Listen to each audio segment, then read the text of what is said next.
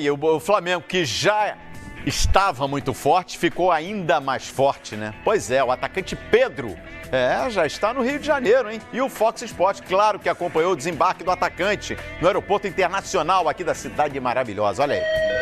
É uma emoção muito grande, né? A expectativa enorme aí para assinar com o Flamengo, mas ainda não tem nada assinado, né? Ainda faltam alguns detalhes, né? Faltam fazer o exame médico, mas a expectativa é muito grande e estou muito feliz e motivado aí para essa temporada. Tá com saudade de reencontrar o Maracanã, Pedro?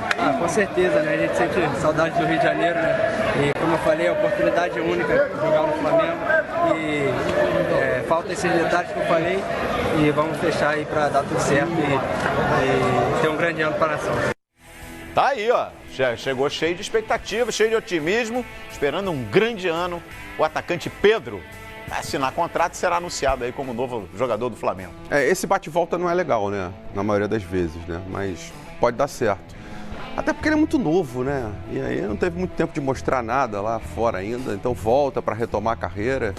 Enfim, pode engrenar. Mas eu não acho legal esse bate-volta. Fica meio com cara de insucesso, né? Foi lá, não deu certo, tá voltando.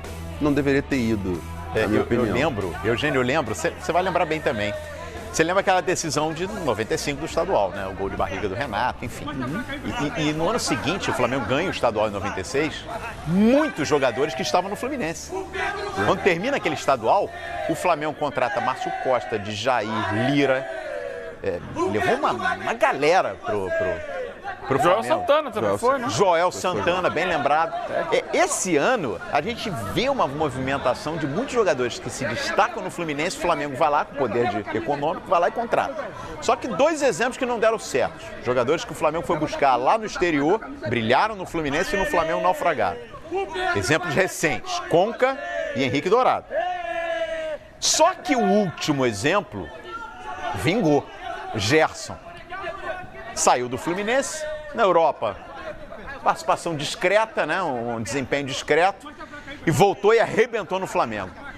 O Pedro tá mais para repetir Henrique Dourado e Conca ou tá mais para repetir Gerson, na sua opinião? O caso dele é muito mais próximo do Gerson. Primeiro, pela idade, pela trajetória, Fluminense, Itália, Fiorentina, É verdade. Voltando para o Flamengo. Porque o caso do Conca, o Flamengo pegou sabendo que ele estava com uma séria lesão de joelho. Era contrato de risco. O Flamengo contratou o Conca, na verdade, era aquela aposta. Vai se recuperando aí, se você ficar bom, você joga. Acabou que não ficou bom. O Conca não voltou a jogar bola, nem no Flamengo, nem em lugar nenhum. Né? Já o caso do Henrique Dourado é um pouco diferente, porque esse ele tirou direto do Fluminense. E é um jogador que não se encaixou de maneira nenhuma, até pela característica técnica dele, no jeito de jogar do time.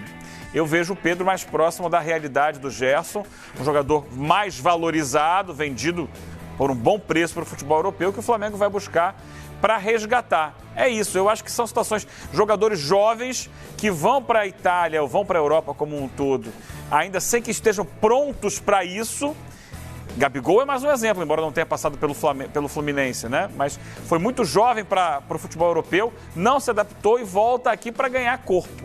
Eu acho que o Pedro tem tudo para dar certo, como deu o Gerson e como deu o Gabigol no Flamengo. A gente tem números aqui, ó. Vamos apresentar números do Pedro. A gente trouxe essa semana, a gente tem que fazer uma correção, né? A gente exibiu aqui o Pedro 301 minutos em campo pela Fiorentina. Não.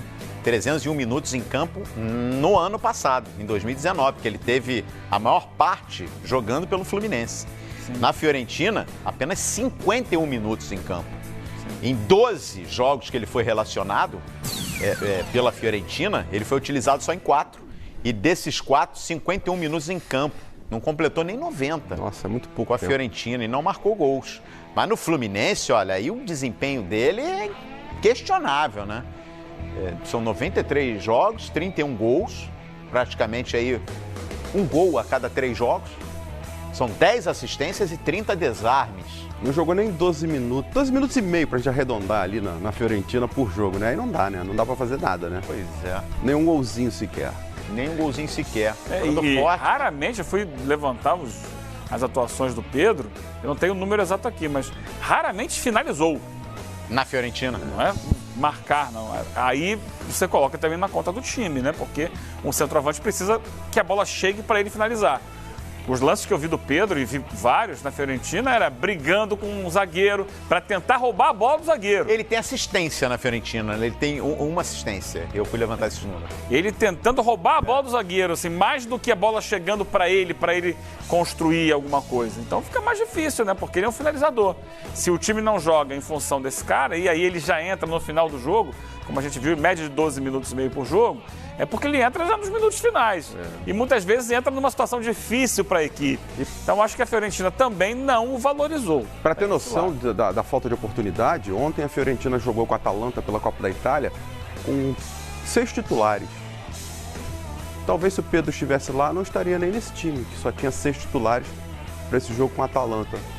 Ele marcou um gol na Itália, jogando pelo time B da Fiorentina, num jogo contra a Roma, do que ele chama de Primavera, né, Milton? Que é aquele time mais jovem, que tem aqui sub-23 e tal.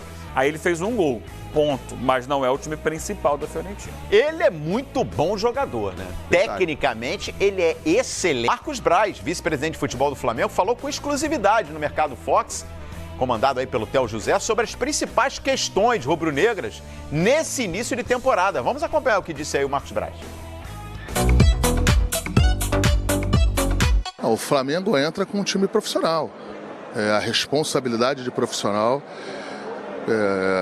por problemas de agenda, infelizmente a gente teve que postergar as férias dos jogadores, mas a gente gosta da competição. O Flamengo é o time que mais ganhou essa competição e a gente espera que isso, dentro desse ano aí, a gente possa mais uma vez levantar esse título. Mas a gente respeita muito, são 11 contra 11 em campo e nesse primeiro momento aí a gente tem a garotada junto com outros do time profissional e eu tenho certeza absoluta que a gente vai ter um bom resultado.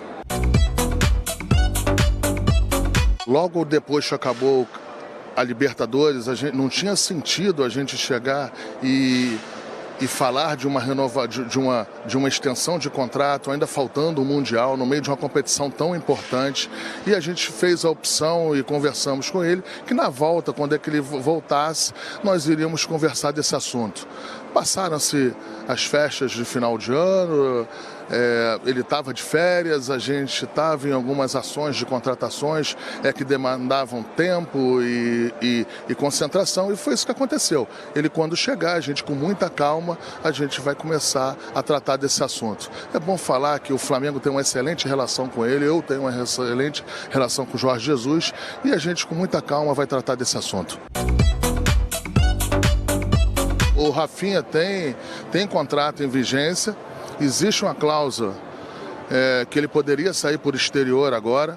É importante eu explicar para todos vocês o que é essa cláusula.